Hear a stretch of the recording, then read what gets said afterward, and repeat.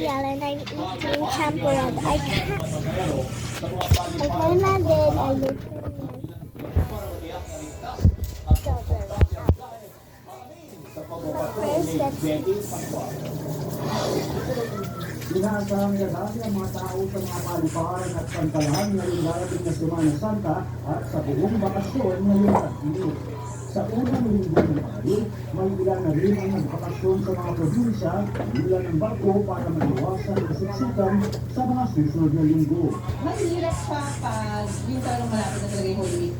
Hirap rin ganyan ang OFW na si Jezabel dahil sa panahon. Pagkainit, may baby pa po kami. Asal din. Kasi si baby iyak masyado. Maaga namang nag-inspeksyon sa Batangas Port ang Maritime Industry Authority. Payo ng marina sa mga sasakay sa barko, Honey, have dapat water? maaga pa lang bumili na ng ticket para iwas problema. Tingnan ang mga schedule ng barko doon sa mga lugar na pupuntahan nila. At kung maaari, bumili ng ticket na mas maaga. Para sigurado, makakasakay sila at hindi sila magtatagal sa A day in the life of area. Sia Heart, Ito rin eating ang paalala ng champurrado. Civil Aviation Authority of the Philippines para naman sa mga Banahaw! para walang hassle sa biyahe. Gahan niyo pagpunta sa ating mga airport. Show mo yung phone mo sa Dahil kanila. una-una para hindi kayo nagkubinyente dahil talaga magsisiksika. Section Especially mga Banahaw. airport, primary gate lang. Kung daan, Banahaw.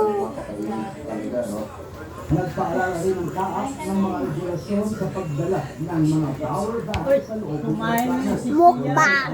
Hours ng power bank at karaniwang 10,000 hanggang 20,000 milliamp na power bank ay kadalasang pasok sa 100 watt hours pababa. Paalala ng taas, iwasang mag-charge nito sa loob ng aeroplano. Kailangan rin That's all. ito I ng gotta pasahero. finish this. Maybe I got diarrhea. Oh my god! Kailangan maghingi ko ng permission sa airline. Power bank dapat hindi lalagay din